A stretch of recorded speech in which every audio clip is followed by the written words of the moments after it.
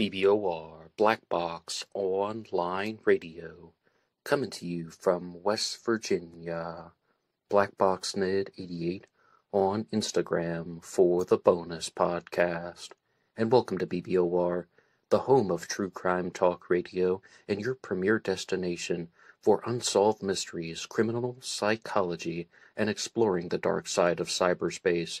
My name is Ned DeHaan, and I am your host, as well as the creator of AstroPsych 400 here on YouTube, and regular contributor to the Zodiac Killer channel. And a great way to support these shows is just by listening to some more content. But you can also go over to Amazon.com and have a look at the book Killer on a White Horse, written by me, Ned DeHaan. It is a novel, murder mystery, inspired by the Zodiac Manson connection, but it is indeed fictional. However, who doesn't love a good mystery? And there is always the TeeSpring page. Feel free to check out some of the merchandise. And remember, being weird is not a crime. Let the show begin. Okay, hello everybody. Today is Monday, another Zodiac Monday. Welcome to the show. Just a couple of quick announcements before we begin. The first is that this show is available for free downloads at LaunchPad 1. You can download the audio version as a pure podcast there. The link is in the description box. And on Wednesdays this year, I've started a regular series about the Texarkana Moonlight Murders, and that one will have a new episode coming out this Wednesday. So if you haven't hit the like button and subscribed to the channel yet, now is a great time to do so. Last week on the Zodiac Killer News Report, I was talking about the book Profiled by Mark Hewitt, which is part of the Zodiac serial killer trilogy. There are 3 books in it: Hunted, Profiled, and Exposed. And last week, I responded to Mark Hewitt's assessment of the Lake Herman Road murders, the first confirmed crime in Zodiac activity. The Zodiac Killer was a serial killer that operated in 1968 and 69 in California. In addition to committing murders, he also made numerous taunts to the police as well as to members of the media, particularly to a journalist named Paul Avery. However, some people believe that the first Zodiac crime did not occur on December 20th of 1968. It actually occurred on October 30th of 1966 with the murder of Cherie Jo Bates, and her murder is discussed very frequently in the book Profiled by Mark Hewitt. But after talking about Cherie Jo Bates and the Lake Herman Road murders, the second confirmed Zodiac crime was the Blue Rock Springs shooting, which occurred on July 4th of 1969. This saw the death of Darlene Ferrin and the shooting of Mike Majeau, who would go on to survive. And there's some material that I would like to immediately respond to. The first one is, when did the shooting actually occur? Because in the past, I've really gone through some efforts to try and find the exact time, and the best that I could do was to say that it occurred at 11:55 p.m. on July 4th of 1969, and then Mike Majeau and Darlene Ferrin have been shot, and then some people find them, and they make a phone call to the authorities at 12:10 a.m. on July 5th of 69, and Darlene Ferrin arrives at the hospital at 12:38 a.m., where she is pronounced dead on arrival. And I should say she's pronounced dead at 12:38, and then the phone call comes in from the Zodiac Killer, or somebody taking credit for the murder, saying that if you go 1 mile east, you'll find some kids in a brown car. They were shot with a 9mm Luger. I'm the one who did it. I also killed those kids last year. And of course, the very famous goodbye. And that phone call was heard by Nancy Slover. As I understand, there are no recordings of the call, but some interesting points about that are that the person did not say that he was the Zodiac, and the Zodiac even took credit for Darlene Ferrin's murder in a letter, also not using the name Zodiac. And Mark Hewitt made a very interesting observation in the book that the phone booth that was used, or the payphone that was used rather, is in a very particular place, because it's almost as if it's closer to Highway Route I-80 in California as opposed to the actual crime scene. And we also have to bear in mind that it's possible that as much as 45 minutes has passed from the time that Darlene Ferrin and Mike Majeau should have been shot, and I'm fully aware that my view of the timeline might be off. Maybe it was at 11:59 p.m., maybe 12:01 a.m. on July 5th, but in that vicinity. So 45 minutes have gone by. And Mark Hewitt openly asks a question in the book: what was the Zodiac killer doing during that time? Did he just go somewhere to take a breather for a second? Because if this were an inexperienced murderer, he probably would have been a little bit overwhelmed with adrenaline, so to speak. Or did he do something else in the meantime? Did he commit some type of ritualistic activity? And one point that is not mentioned in the book, but that was posted on a forum by Richard Grinnell of ZodiacCiphers.com was, is it possible that the Zodiac went somewhere to change his clothes? Because if he had committed the shooting, it's possible that he could have had blood spatter on his clothing and he wanted to change, and that would account for the 40 to 45 minutes, and he's probably going someplace, secluded area, washing his hands. And some people simply think that the Zodiac killer lived in Vallejo and that he lived near the payphone that was used to make that phone call.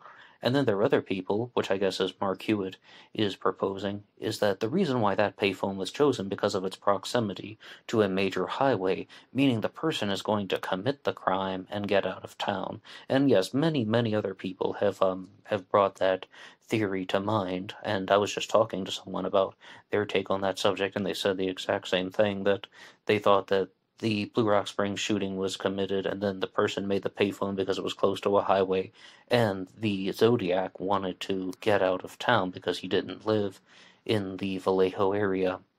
And I would love to know your response to the question, what was the Zodiac killer doing in between the Blue Rock Springs shooting and the time of the Blue Rock Springs call? And the second question that I would like to ask is, was the Zodiac a resident of Vallejo, or was he trying to get out of town? And the reason why people talk about this is they think that that's how this person evaded capture. That was the whole plan the whole time, that he's going to commit a murder and then he's going to get out of town. He is going to attack somebody and then go to another county or another state, and they're going to be looking in the immediate area when in reality he'll be hundreds of miles away. So another point that was brought up by Mark Hewitt in the book Profiled is, this is a different crime than the Lake Herman Road murders, which saw the deaths of David Faraday and Betty Lou Jensen, and it's for that very reason. Both the victims died in the Lake Herman Road murders. However, there was a surviving victim named Mike Majeau, and Mark Hewitt explained that Mike Majeau just turned out to be a very unreliable witness. At first, in the police reports, he says that he could not see any major facial features of the perpetrator or the man that shot him. All that he could say was that his face was really big.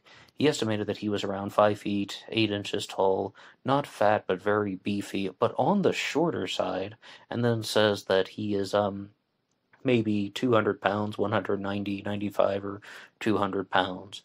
And then Mike Majeau's story would change. And this is the stuff that I did get from Profiled, that then Mike Majeau was saying that he had a face that was more similar to the composite sketch. Then he said he may have been wearing glasses.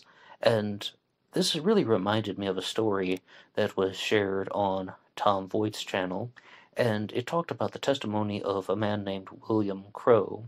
And I know Tom Voight does not want to be mentioned in the same discussion as Mark Hewitt, but he said that the testimony of a man named William Crowe, who was a witness prior to the Lake Herman Road murders, who did something rather similar.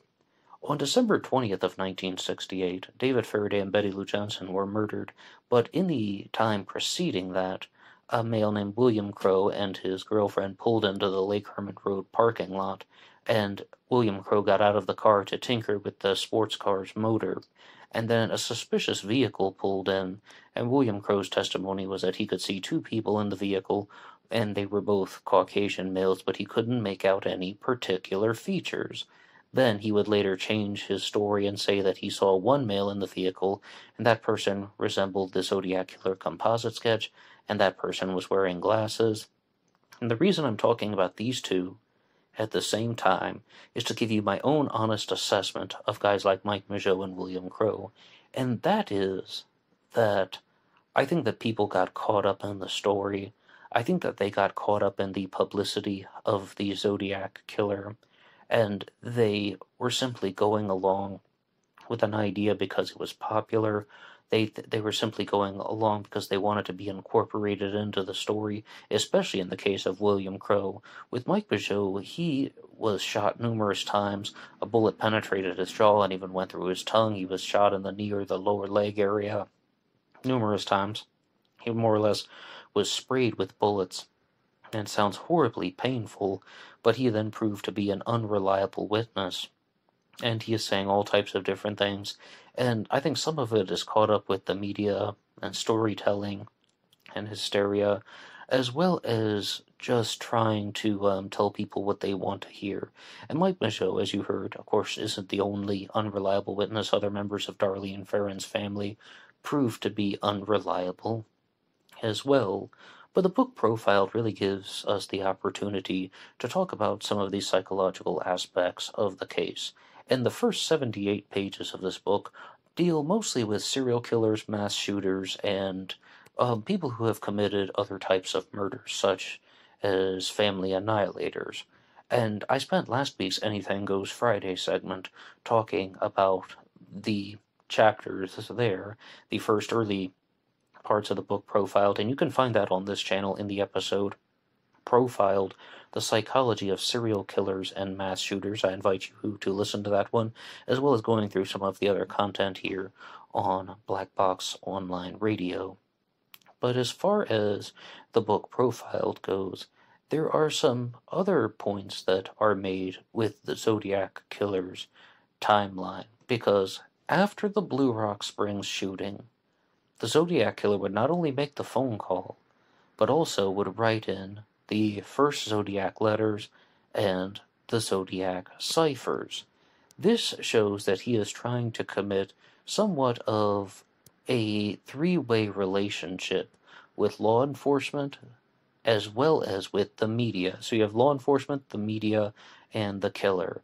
And Mark Hewitt addresses the question of why would somebody do this by simply stating that there are numerous examples of killers who have taunted the police or taunted the media, and he brings up BTK, David Berkowitz, the son of Sam shooter, and some that I'll talk about later on. And I think that this goes to show you that it really isn't that far out of the question, because even if you go all the way back to Jack the Ripper is another serial killer mystery that has letters that are taunting the police and law enforcement, especially if you count something such as the Whitechapel Vigilance Committee as law enforcement, but it's serving a similar function, and these behaviors are definitely present over time. An interesting point, though, about the Zodiac mailing in letters that is mentioned in the book Profiled is that the Zodiac had numerous misspellings in his letters, and one of them is that he would frequently cite the word Christmas as Christ Mass. That's just an example. But from the very beginning, the Zodiac is misspelling words regularly. He would spell the word paradise, Paradice, that was used in the 408 cipher, as well as on other future documents, such as the Halloween card, which would come later. But the 408 cipher was mailed after the Blue Rock Springs shooting. So the Zodiac is misspelling words. But one observation that is shared by Mark Hewitt, and he cites the source of profiler John Douglas, is that the Zodiac would actually spell words correctly that were more complicated than the words that he is misspelling. Does that not suggest that these misspellings were completely intentional, or he's trying to make the police and the media think things that were not true? And this is all tied together throughout the book in something that is about the power assertive personality. It is about domination. It's about making people think in a certain way, even if it leads to confusion, because the killer is the one who knows the real truth. Now, some points in the book which I will challenge is Mark Hewitt is writing very certainly that the 1966 murder of Cherie Jo Bates was genuine Zodiac activity, and I will challenge that by saying that I am not convinced at all that Cherie Jo Bates was indeed murdered by the Zodiac killer. It's possible, but I am not convinced at all for the following reasons. Last week on the Zodiac Killer News Report, I did a response to Ken Maines and his channel Unsolved No More, talking about the murder of Cherie Jo Bates, and he laid out some alternative possibilities to the Zodiac killer being her murderer. Cherie Jo Bates was murdered on October 30th of 1966, and she was found outside of the RCC library, that's Riverside City College, in an alleyway, which would have actually been a dirt stretch of the alley, and she was found on Halloween morning, October 31st of 1966. And the alternative possibilities were that, number one, she was killed by either an ex or current boyfriend named Bob Barnett. Number two is that it was an opportunistic abduction that went wrong. And number three, she was murdered by somebody named Ross Sullivan, who maybe was not the Zodiac killer, but the murderer of Cherie Jo Bates. And there are many, many other possibilities. Those are three alternatives, and the major one would be that she was killed by the Zodiac. The murder of Cherie Jo Bates is discussed in the book Profiled rather frequently, and the reasons why Mark Hewitt is looking at this as a psychological explanation is by saying that Cherie Jo Bates was not murdered near her car.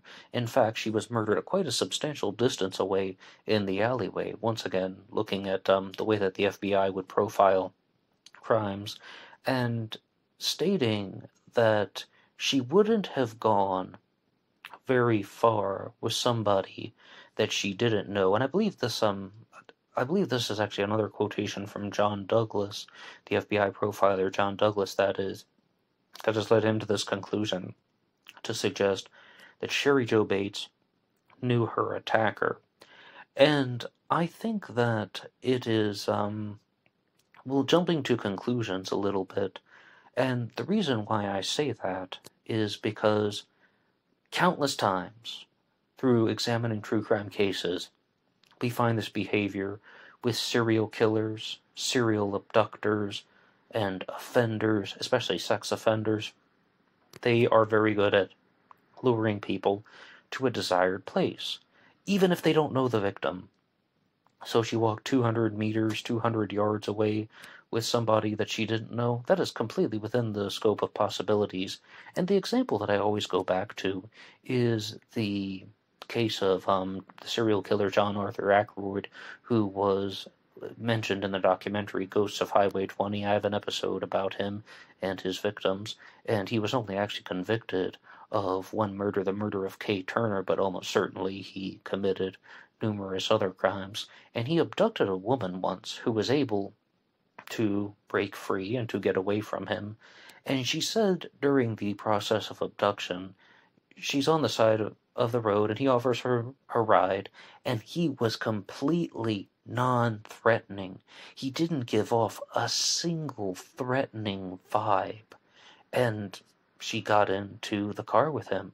Serial offenders are very good at putting people in a false sense of security. So I don't think there is anything that suggests that Cherie Jo Bates knew her attacker, and that's why she would have walked to the alleyway or gone in any particular direction with this person.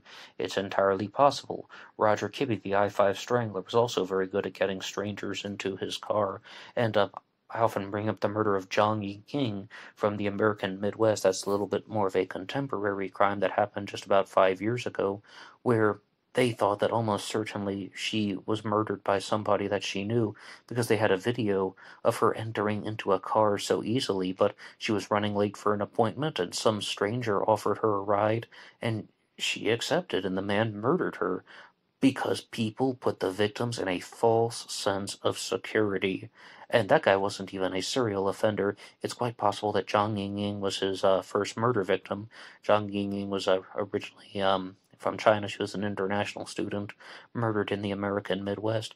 But this is completely consistent with both outcomes. I don't think that should be interpreted in any particular direction.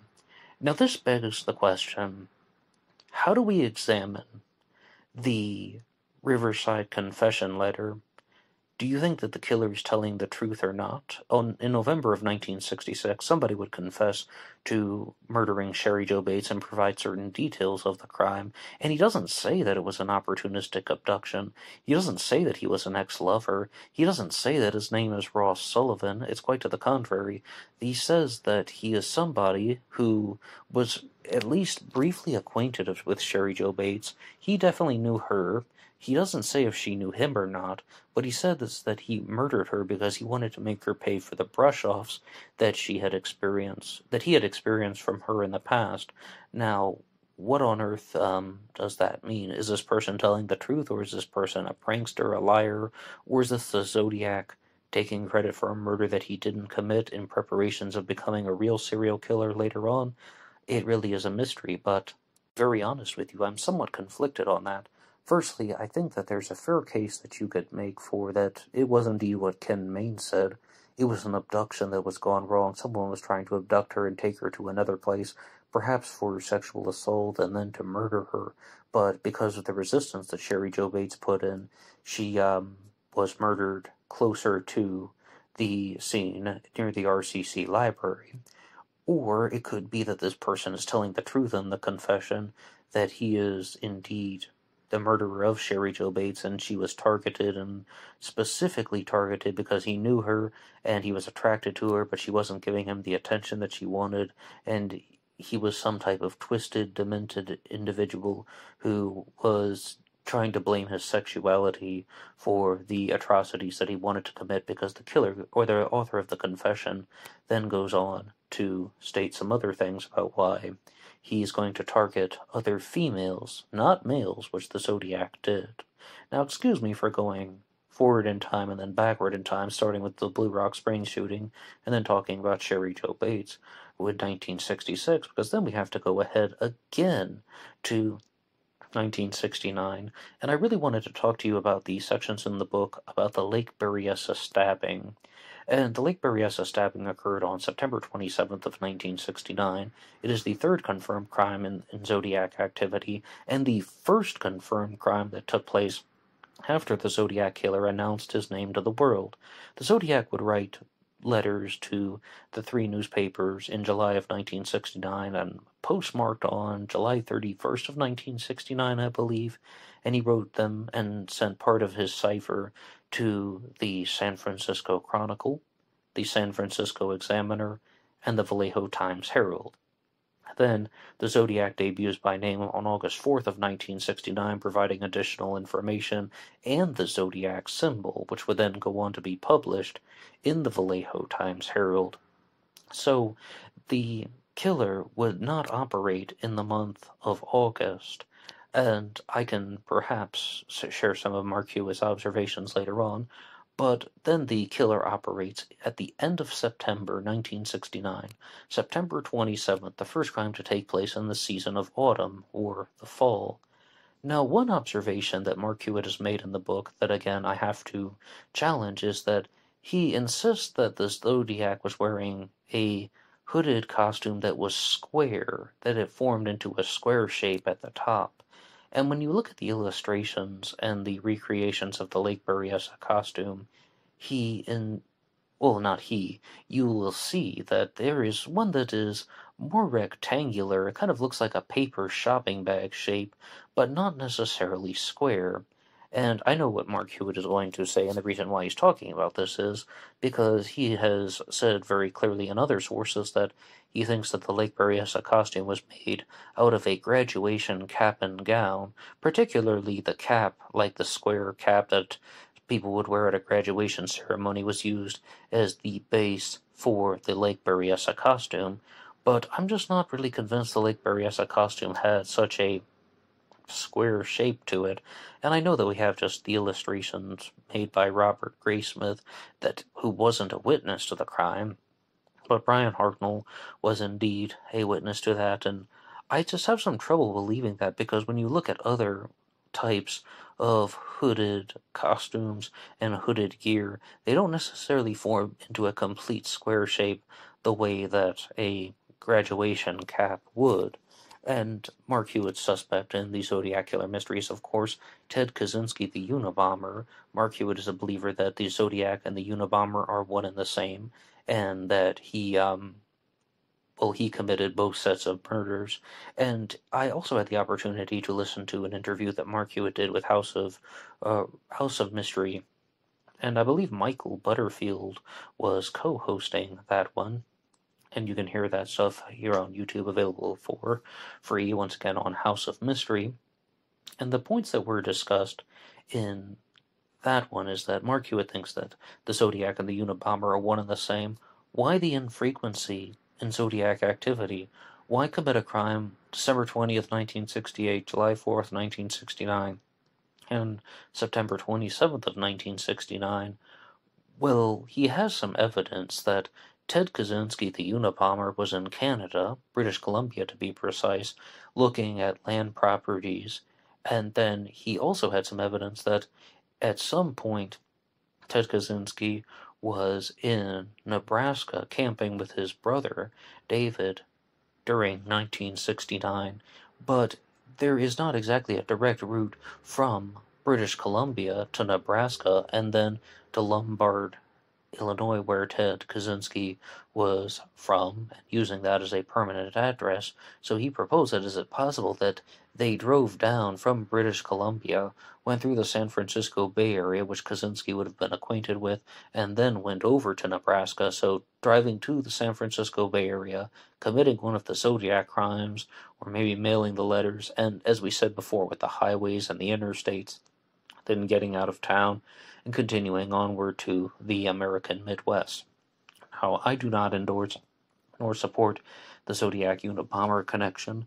I just simply wanted to present it as I heard it, and I think that that would require a little bit more substantiation.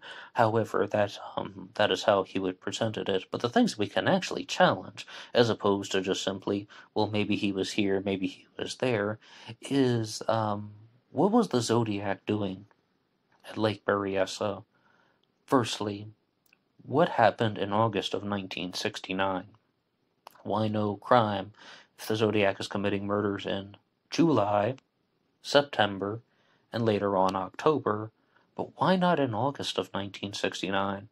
Well, one thing that did happen was the Sharon Tate murders, as well as the murders of Leno and Rosemary LaBianca. 7 people lost their lives at the hands of the Manson family, and that really stole a lot of press coverage from the Zodiac killer.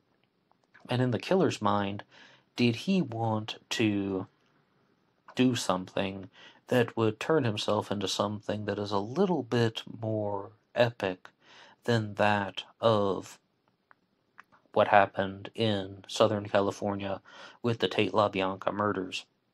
Even though he probably wouldn't get credit for it, because the Zodiac's wearing this hooded costume. It's almost as if he's trying to turn himself into some type of comic book villain, so to speak.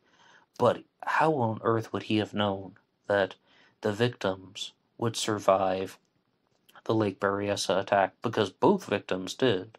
Brian Hartnell and Cecilia Shepard were attacked by the Zodiac killer at Lake Berryessa, and Cecilia Shepard went on to live for 2 more days in the hospital, and Brian Hartnell would go on to survive, and he still lives to this day. Now, some points that Mark Hewitt brought up about this were that this was a very premeditated and calculated murder, even if all you look at is the amount of gear and preparation that the Zodiac killer did.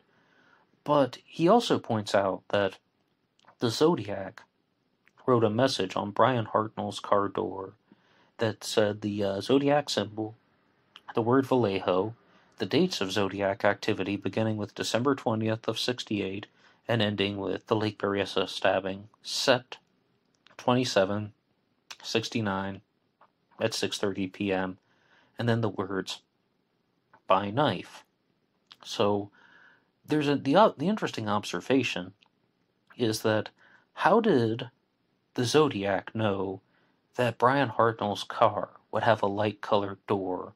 Did he also bring a white pen with him in case he had to draw on a black car or a dark-colored car, because everybody is suggesting that the victims were not targeted. This is all about the locations, and this is all about the concept of just committing a murder. And I believe that Mark Hewitt does indeed say that a serial killer has decided at an early age that he is going to do these destructive actions because of a selfish reason, as opposed to, well, anything to the contrary. And that's the primary motive. And I think he said very clearly that Ted Kaczynski openly talked about how he just wanted to be a murderer, for lack of a better term. And I think that's kind of reading between the lines, but his ambition was to kill people and to wreak havoc upon society, and has nothing to do with industrialization and society. Instead, it is more about just creating chaos for his own benefit, because he's the one who gets to do the manipulations. But how did the Zodiac know that Brian Hartnell was going to be driving a light-colored car to write in black ink? Maybe the Zodiac brought a white pen with him. It's an interesting observation. And one thing that I've been talking about on this channel for quite some time is something that I heard from a fictional FBI profiler, played by Kelly Martin in a movie, when she said that when the victims are stabbed, as they were at Lake Berryessa, that suggests that there is a personal, familiar connection between the killer and the victim. Did the Zodiac actually know Brian Hartnell and Cecilia Shepard, either one or the other, and that they were targeted because of a personal reason, and that maybe the Zodiac was only familiar with one of those two people, and that's how he knew that Brian Hartnell's car door was going to be a light color? I'm just throwing that out there. It's probably nothing, but I would love to hear some type of response to that. So this brings up a very, very important question. Why is the Zodiac killer wearing the hooded costume at Lake Berryessa? The Zodiac committed the Lake Herman Road murders by gun, the Blue Rock Springs shooting, obviously by gun, the Stein murder by gun, but not the Lake Berryessa stabbing. And to use some elements from other sources, what exactly would the Zodiac try to do at Lake Berryessa? Why did he make this costume? If his intention was to murder the victims, no one would even know the story of it. One point that is talked about frequently in the book Profiled is it could have come from the Mikado. The Zodiac frequently quotes the Mikado, saying that he just quotes the songs from it, but there's a character in the Mikado named Coco, the Lord High Executioner. That's one. Somebody once sent me a photo of a welder in an older welder's outfit, and even some of the newer ones have some similarities, that the fabric and the material is shaped in a rather similar way, and that maybe the Zodiac wore clip-on sunglasses at Lake Berryessa to cover up the eye holes that would have been replaced with goggles. And someone once told me that they thought it was very similar to an older firefighter's uniform, and their Zodiac killer suspect was a firefighter. Or, as Mark Hewitt proposed in the book Profiled, I think this is more suggested as a possibility, that he didn't wear a scarf, he didn't wear a ski mask, balaclava, or he didn't wear a bandana around his face simply to hide his identity. It would have been so easy to hide his identity. But what that would not allow him to do is to have a piece of fabric that would come down hanging over the chest off of the mask to include the Zodiac symbol. And when you look at a lot of recreations of this, you'll see these massive Zodiac symbols that are on the chest of the Zodiac. If I recall from reading the police reports, it's actually estimated to have only been 3 inches by 3 inches, like a 3 by 3 Zodiac symbol. And I just want to turn over the question to you. What was the reason why that costume was used? Is it something as simple as the Zodiac was a welder and he had the ability to make that very easily? Was he a firefighter and he had the ability to make that very easily? What do you think about the concept of using a graduation cap as the base? Share any observations that you have about the Zodiac Killer's Lake Berryessa costume. I would love to read your comments in the section down below. And the next one would be to talk about that symbol, because I was listening to Mark Hewitt's interview on House of Mystery, and he talked about how in mathematics, as Ted Kaczynski was a PhD in, there is a very familiar circle with a cross going through it, and it is a mathematical symbol called a unit circle, and this unit circle can be arranged with radians, and the Zodiac Killer would talk about radians, very specifically saying that he had planted a bomb somewhere, and it concerned radians and inches along the radians, and not only would the Zodiac threaten to detonate a bomb, but then Ted Kaczynski goes on to become the Unabomber. So this is Mark Hewitt's more or less showing the evolution of the Zodiac into the Unabomber. And it's important to remember that the Zodiac Unabomber connection has been widely discussed by various people. Douglas Oswell also wrote a book called The Unabomber and the Zodiac, and after I get through the Hunted trilogy, or I should say the Zodiac serial killer trilogy of Hunted, Profiled, and Exposed, I absolutely want to read Douglas Oswell's book The Unabomber and the Zodiac and do some comparing and contrasting, because a lot of people talk about how maybe the books are a little bit overly similar, and I want to find out for myself. And the second point is that I believe Michael Butterfield has entertained the idea of Ted Kaczynski being both the Zodiac Killer and the Unabomber in the past, and maybe he wouldn't want me to say this, but Michael Cole also said some praiseworthy things about Ted Kaczynski as a Zodiac Killer suspect. However, he absolutely does not endorse the Zodiac Unabomber connection at present. But you guys can share some things in the comment section, though, about what do you think about Ted Kaczynski as a Zodiac Killer suspect. And a point, though, that should be shared in conclusion is there is some dispute about Ted Kaczynski's whereabouts at the time of Zodiac activity, and, Mark Hewitt can correct me if he wants, but I think that his assessment of it is that no one has specifically pinpointed Ted Kaczynski's location on the dates of Zodiac activity. Instead, they rather make the assumption that he was living in the American Midwest at the time, because that was where his permanent address was located, even though, as we said, in 1969 he was in British Columbia for a time, he was in Nebraska for a time, so he's moving around a lot during the periods of Zodiac activity, and no one has actually been able to show on the exact days that he was, anywhere, and then it's their responsibility to prove that he was in a different location. Again, I'm just trying to interpret his assessment of the Zodiac Unabomber connection. But with the Lake Berryessa stabbing, it is so different than the first two Zodiac crimes, Lake Herman Road and Blue Rock Springs, and it is even different than the murder of Cherie Jo Bates from 1966, because here's a difference. The Zodiac at Lake Berryessa is trying to be dominant, in control, not letting the victims fight. The Zodiac at Lake Berryessa had the victims tied up before they were stabbed. The Zodiac approached them with a drawn gun. He's trying to calm them down, saying, "All I want is your money. I'm an escaped convict. I just got out of a prison called, Deer Lodge or something, or Fern Feathers or Fern Lock in, either Montana or Colorado, or, the thing." And, he just is, rambling on and on and on. And he is really only trying to make physical contact with the victims once they've been completely incapacitated, or they're completely defenseless rather than incapacitated. They have been tied up, hog-tied with their hands tied to their feet behind their backs, and they aren't really able to fight back. And bear in mind, the Zodiac also would have had a loaded handgun there, which quite possibly could have been a .45.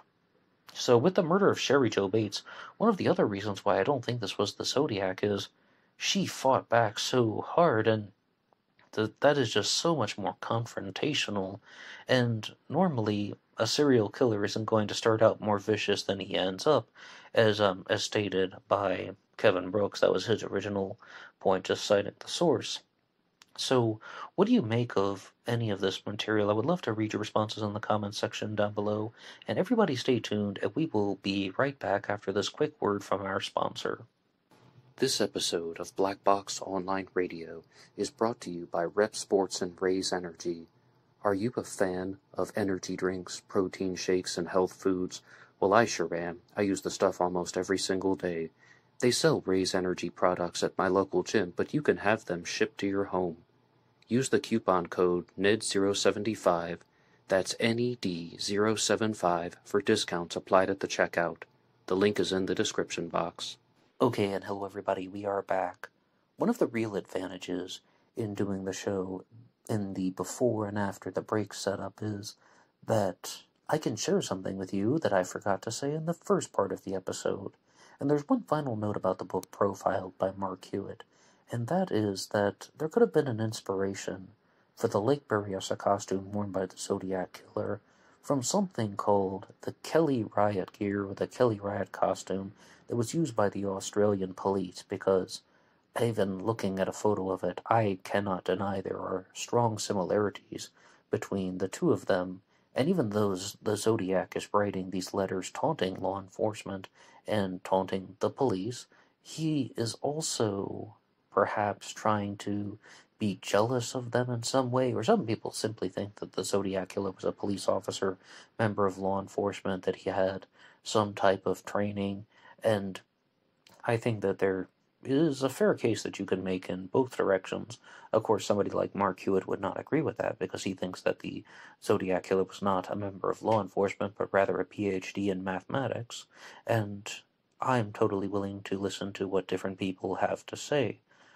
But the only major difference I would expect is that I think that the Kelly riot gear would contain a lot more hard components, like with hard surfaces, as opposed to the Lake Berryessa costume, but bear in mind that it would only be about trying to imitate it in some ways, as opposed to making an actual authentic replica, kind of like only in visual distances, or the inspiration for the costume, as opposed to trying to pass any type of particular test. But once again, you could weigh in the comment section down below, share your ideas about what do you think the Zodiac's inspiration for the Lake Berryessa costume was. And right now I would like to get to your shout-outs from BuyMeACoffee.com.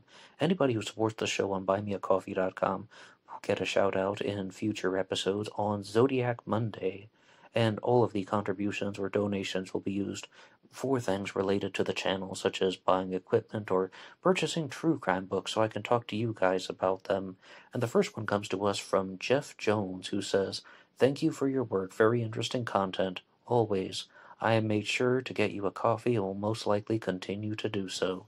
Jeff Jones, thank you so much, and very much appreciated. And the next one comes to us from Floyd Black 53, who says, "Thank you for all your amazing work on the podcast, Ned. Keep it up and have some coffee. You guys are awesome." And there is another one, not from the BuyMeACoffee.com page, but from Aaron Aricon, who last week said that he had ordered some of the Black Box Online Radio t-shirts from the Teespring page and that they had just arrived. So Aaron, thank you so much for that. And yes, of course, there are many links in the description box that you can visit. The Teespring page, which has the hooded sweatshirts, t-shirts, and the coffee mugs. And then there is the BuyMeACoffee.com page, and of course the book Killer on a White Horse, A Story of the Evening Watchman. And soon there will be a new book that will be released in the very near future, and I will just let you know a brief preview. It's going to have 3 different stories, but one of them will be a sequel to Killer on a White Horse, so please feel free to keep your eyes and ears open for any news about that one.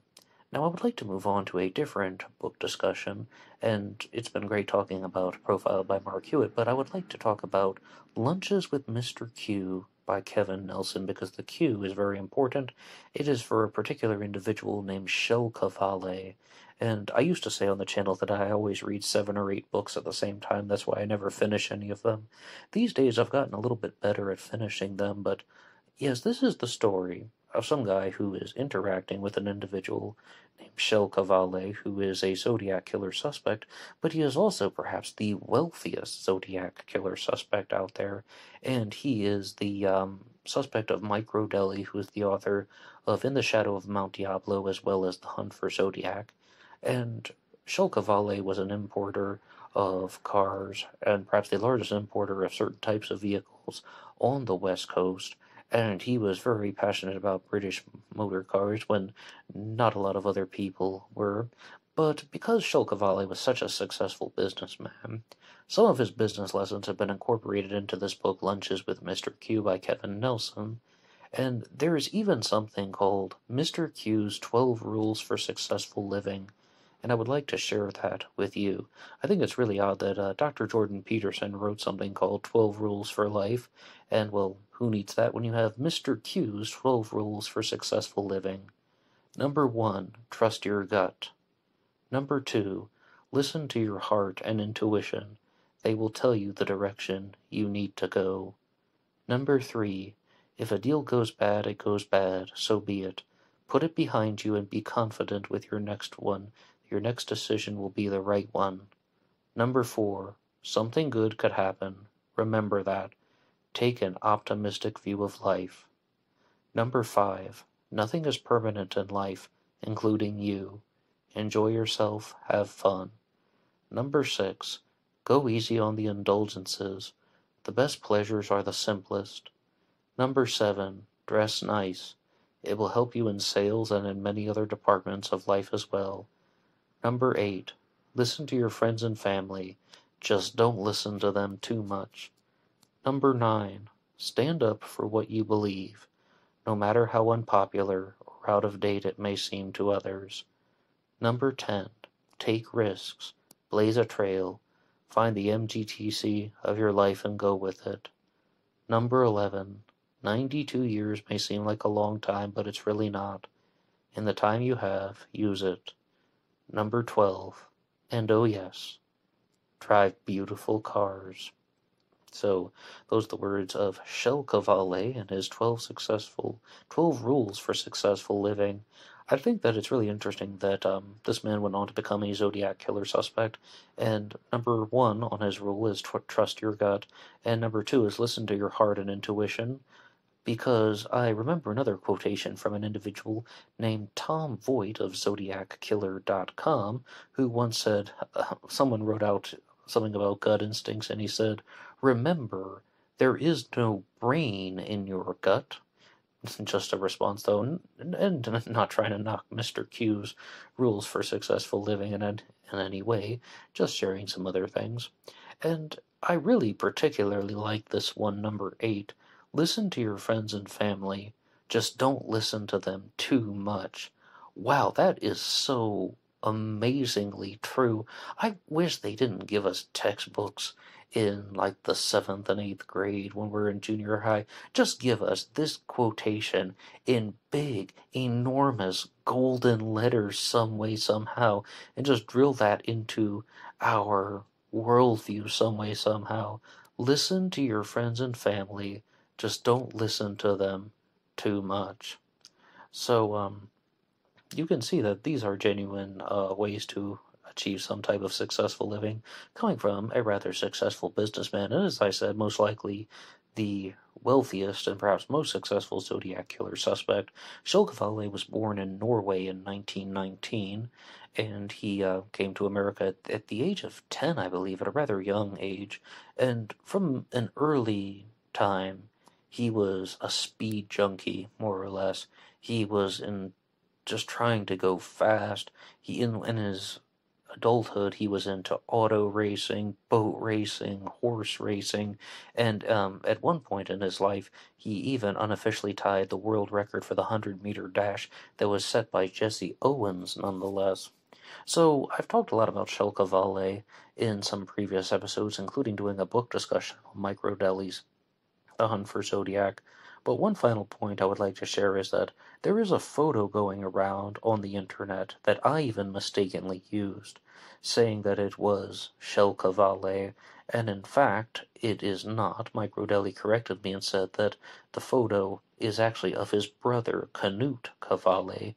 Knut spelled Knute, and several Zodiac sites have used it in addition to an episode of BlackBoxOnlineRadio where I mistakenly used it, and I just wanted to bring about some clarity and show some differences between the two brothers. But I used to do something on this channel called the Versus series, where I would talk about two different serial killers or murderers, or mostly just people from the true crime world. Anything was fair game. And I would compare and contrast the psychological elements of them, and looking at how these criminals operated, and what really are the differences. And right now I would like to do that with a different serial killer that was never included in the Versus series, and his name is Maury Travis. He was known as the Bi-State Strangler, and I've only briefly mentioned him on BBOR, maybe in an AMA or an episode of True Crime Talk Radio, but not completely in a Zodiac Monday segment, or definitely not comparing him to the Zodiac Killer, because in Mark Hewitt's profile, he talks about how it isn't completely uncommon for serial killers to taunt the police, such as David Berkowitz, the son of Sam shooter, BTK, Dennis Rader, BTK meaning bind, torture, and kill. And not Maury Terry, he's a different guy. Maury Travis tried to do this, except for the fact that he got caught for a particular reason, and that is that he was using something from the internet. And I would like to go over to a particular article to help us out. This one is from the St. Louis Dispatch and was written by Peter Shingle. It's called Serial Killer Caught by His Own Internet Footprint. And I think you're going to see where this is going. June 2002. When the FBI and police tracked down suspected serial killer Maury Travis, they didn't need bloodhounds, lab tests, fingerprints, or standard tools of criminal investigations. Instead, agents simply tapped into the wealth of information that Microsoft and other internet companies keep on people who visit their websites and services. The stunning breakthrough in what seemed to be a difficult case underscored why such an information resource is a valuable thing for police, and sometimes for the concerns of civil libertarians to take shape. Travis was arrested on June 7th and set in motion 2 weeks earlier when a Post-Dispatch reporter received an anonymous letter praising a story profiling a slain prostitute. Accompanying the letter was a map, part of West Alton, and marked with an X to show where the body could be found. After finding a skeleton there, the authorities focused on the map, which appeared to have come from an internet service. Detectives found an apparent match on Expedia.com, according to an affidavit by agent Melanie Jimenez. On May 30th, Expedia told Jimenez that Microsoft, based in Redmond, Washington, provides the information for its map site. So the FBI, using a subpoena, requested records of any map searches of West Alton made between May 18th and the date of the newspaper story. May 21st was the postmark on the envelope. It took 4 days to get an answer. On June 3rd, Microsoft reported back that only one computer had done it. The company said that on May 20th, the computer had zoomed in on the map of West Alton, Missouri at approximately 10 times in a chronological order to end with an exact match of the map that was sent to the Post-Dispatch. But Microsoft could provide no name, just an address that is meaningless to most people. It was the Internet Protocol address, otherwise called an IP address. To translate the IP number, the FBI turned to WorldCom Inc., which provides local telephone numbers to connect internet services to their dial-up customers. Again, this article is from 2002, and WorldCom assigns an IP address to each customer for each internet session. The question wasn't, who was this number 65227100678, but who used it at the time in question? The next day, on June 4th, WorldComp's Internet Division, UUNet, identified the user using it on the evening of May 20th as Maury Travis. And that is how the bi-state strangler was apprehended. Maury Travis wouldn't really serve that much time in prison because he went on to commit suicide. And as I said, he was known as the bi-state strangler, and he murdered possibly as many as 17 or 18 or even more people, but definitely had 12 known victims. And I would like to read something about that now and just get the most basic introduction of Maury Travis. Maury Travis was an American serial killer. Travis was named in a federal criminal complaint for the murders of 2 women. At the time of the murders, he was a hotel waiter and on parole for a 1989 robbery. While Travis claimed in a letter to have murdered 17 women, some authorities were doubtful. Others thought that he may have murdered up to 20 women. He died of suicide by hanging in a St. Louis County, Missouri jail after being arrested for the murder. And there are not only known victims, but he was also a sexual sadist and would videotape them. And I think that this just goes to show you the differences with a crime like this and that of the Zodiac killer. Are you thinking what I'm thinking? The Zodiac would have been busted so easily in the internet era. You saw some guys trying to do some type of taunting thing, sending in a map that he got from Expedia.com, and they're able to trace that back to him. Not exactly effortlessly. Quickly, yes, I mean, comparatively, but it looks like they went through kind of a grueling process in those small amount of days there that it took to apprehend Maury Travis. And I think that that is not really an accident.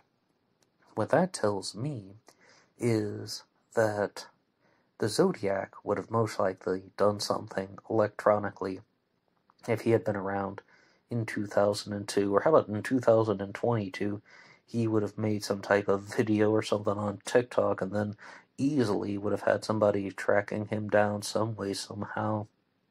In fact, he probably would have been trying to slide into some girl's DMs on Instagram, saying something like really, really nasty because he's some type of sexually deprived freak, and then that would have been also a way that he would have been caught, and there would just be all these electronic signatures and footprints, but none of that existed in 1969. That's how he got away with it. DNA testing did not exist in 1969, and that is also how he got away with it. So I think that the Zodiac was very fortunate to live at the time that he was, and it's a horrible thing to say because he really is somebody who is a very, very terrible person. And Classic Chevy Cat was talking about that in the comments section, about maybe in the future would I ever do an episode just calling out the Zodiac for whom he truly was, calling him a coward, calling him a weakling, someone who would only attack the victims when they were in a defenseless state. And that's really what the Zodiac truly was, a coward and a weakling, someone who went after the defenseless, and that's probably why he had this type of power, assertive personality type. And we also need to be very, very clear. Psychological profiling is not perfect, and if you would like to read more about that, you can go to my episode, Profile, the Psychology of Serial Killers and Mass Shooters, and there's actually a book review of the early parts of Profiled by Mark Hewitt that was written by Ray Grant. Again, Tom Voigt is very critical of Mark Hewitt, but he's not the biggest critic. It's actually Ray Grant, author of Zodiac Killer Solved, as well as the novel Zodiac Killer Dreams, and he shared some of his observations about Profiled by Mark Hewitt. But one thing that I think everybody, I repeat, everybody is in agreement with, is that psychological profiling isn't perfect, and it isn't going to narrow down the search as easily as we think, because some people are making the case that the Zodiac killer was somebody who was some type of poorly educated person who was just very well read. And one of the pieces of evidence used for that is that he was someone who had a very rough appearance under the Lake Berryessa hood, And I don't really know if that's helpful. Then we have people on the other side saying, oh, this guy's mega educated. The Zodiac symbol isn't just a circle with a cross going through it, it's a unit circle. This guy knew a lot about mathematics. And I think that it's just completely uncertain, and this is an open and unsolved case. So, you can always share some things that you think. But another big reason why I brought up Maury Travis, the bi-state strangler, is that he committed the majority of his crimes within 3 years, committing at least 12 sexually related homicides in 3 years. And I think that that really goes to show you that sexually motivated serial killers who are committing sexual acts with their victims are doing so in just somewhat of a more frequent and aggressive process. And I think that is very frequent, because I've also talked a lot about the Long Island serial killer, and the Long Island serial killer operated possibly between 1996 and 2010, and the list went after sex workers, prostitutes, escorts, whichever label you think is the most appropriate, but sometimes either once a year, once every 3 years. There's a murder that took place in 97, one in 2000, one in 2003, very infrequently compared to somebody like Maury Travis, who is murdering perhaps as many people as the Long Island serial killer in only 3 years. Am I surprised about that? No, not at all, because this person is acting on sexual urges. And what a lot of people try to insist about the Zodiac killer is that the Zodiac isn't acting on sexual urges, that everything is cold, methodical, and calculating, and that there are reasons why the Zodiac was doing this, but definitely very different than Maury Travis, the bi-state strangler. And now I would like to give a shout out to Sobek Lord, who sent me something about the Midnight Assassin. And I had never heard of this case before, but last week on the channel I was talking about the show Most Notorious. I almost said Most Motorious. That goes to show you that people mess up words and letters all the time. Yeah, but I was talking about the podcast Most Notorious and all of their true crime discussions and their guests. And Sobek Lord said that his favorite episode of that program was one where they interviewed Skip Hollandsworth, who is the author of The Midnight Assassin, and I had never heard of this case before, and this book even has the subtitle, The Hunt for America's First Serial Killer. Some people believe that the first serial killer in America was H.H. Holmes, and I have never accepted that. I was like, that might just be some type of legend. H.H. Holmes, the guy who had the Hotel of Horrors. But this one is talking about a serial killer mystery from 1885 that is very similar to some crimes like Jack the Ripper, even, where somebody is preying on women. And in 1885, during the course of the interview, they talked about how there was just an immediate amount of blame that was placed on people of different races at the time, because there was almost just this particular fear that was tied to forms of racism, and that was just it. There's these murder sprees that are going on, but they aren't even looking at the facts because very few facts were even discussed. And yes, a serial killer's on the loose, but people thought that it was connected to exposure to moonlight even. And Skip Hollandsworth did bring up the point that the word lunatic comes from the word luna or lunar, meaning the moon. They thought that too much exposure to the moon made people go crazy, and it doesn't take too much imagination to think of the serial killer Albert Fish, who would come later, known as the Moon Maniac, and then later on the Werewolf of Wisteria. All of those are tied in together. Another basic introduction about the Midnight Assassin, who is also known as the Servant Girl Annihilator, is that he was an unidentified serial killer who preyed upon the city of Austin, Texas, between 1884 and 1885, and the sobriquet, whatever that is, originated with the writer O. Henry. O. Henry wrote some good stuff, by the way. The series of 8 axe murders were referred to as the Servant Girl murders. The December 26, 1885 issue of the New Yorker reported that the murders were committed by some cunning madman who is insane and on the subject of killing women. The murders represent an early example of a serial killer operating in the United States 3 years before Jack the Ripper in Whitechapel.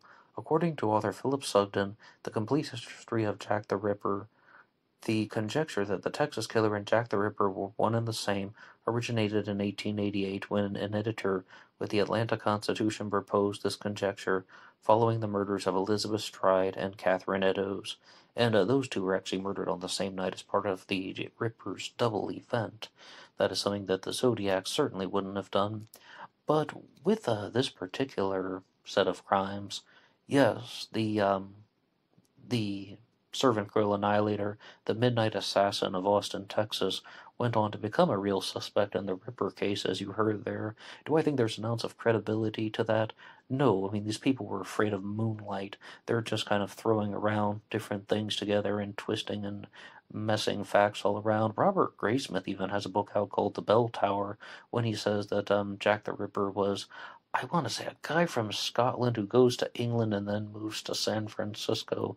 So he's going in the opposite direction. It's not an American who moved to the United Kingdom, or Great Britain, rather. It's a guy from the island of Great Britain who moved to America. There's some far-out theories with Jack the Ripper, much like there are with the Zodiac Killer. But some points about these crimes that were taking place is that when I was listening to the interview with Skip Hollandsworth, he said that at one of the crime scenes, they tried to track the killer using bloodhounds, but the amount of blood that was left behind at the crime scene was so overwhelming that the blood just completely encapsulated the bloodhound's ability to smell, and they couldn't track anything anywhere because it was just so overpowering they couldn't detect any other sense. So that gives you some perspective on how these crimes were committed, and as I said, the victims were killed with an axe. And once I learned that these were taking place in Texas, I was reminded of a particular theory that somebody had shared about the New Orleans Axeman case. And again, some wild ideas out there that are most likely not true, but I'm still always curious what people have to say. This one guy made this YouTube video when he was saying that his theory with the New Orleans Axeman, who operated in 1918 and 19, was that he started in 1879 by murdering a couple named the DeFores, and in the state of Georgia, I believe, and that he went around both the United States and Germany committing these murders for a period of 60 years, going all the way to the Axeman murders, and I want to say that he committed a crime in 1922 as well, but he believes that there was this German citizen who came to the United States, and throughout the entirety of his adult life he was murdering people in these axe attacks, and I'm pretty sure he also accuses him of committing the servant girl annihilator murders, even though I wasn't familiar with all of the namesakes at the time. I mean, firstly, this sounds like a very real case, and it does sound like there was a serial killer that was on the loose, but it shows you something, though, about the desire of somebody to be publicized. The Zodiac Killer, Jack the Ripper. These people wanted to be noticed, they wanted to be recognized, and they didn't want to just fade into obscurity. I had never heard of the servant girl annihilator, this midnight assassin of Austin, Texas. I had never heard of this person at all until Sobek Lord sent this link to an episode of Most Notorious. I also say very clearly that I only learned about the Texarkana Moonlight murders 3 years ago, and I think I learned about the New Orleans Axeman in my early 20s, about 10 years ago. We definitely don't grow up talking about these people like we do about the Zodiac or Jack the Ripper, or even the Son of Sam, or even BTK, because they really made an effort to get their names noticed and to put themselves into the public eye, and they wanted to be recognized in some way as serial killers who beat the system, defied the law, and also were able to make very taunting things and get away with it. In the internet age, this might happen a little bit less, because people are going to be tempted to use electronic communications, such as Maury Travis, the Bi-State Strangler, who was apprehended rather shortly after doing so. But the final thing that I will leave you with is that don't know if it's a good thing or a bad thing, but it goes to show you there are way more homicidal maniacs out there than anyone can originally think. And we talked about some of the serial killers growing up: Ted Bundy, John Wayne Gacy, Jeffrey Dahmer, names that everybody would recognize, and of course the Zodiac and Jack the Ripper. But I had no idea that there were so many serial killers in operation, because growing up, the Golden State Killer was out there. Nobody even knew who he was.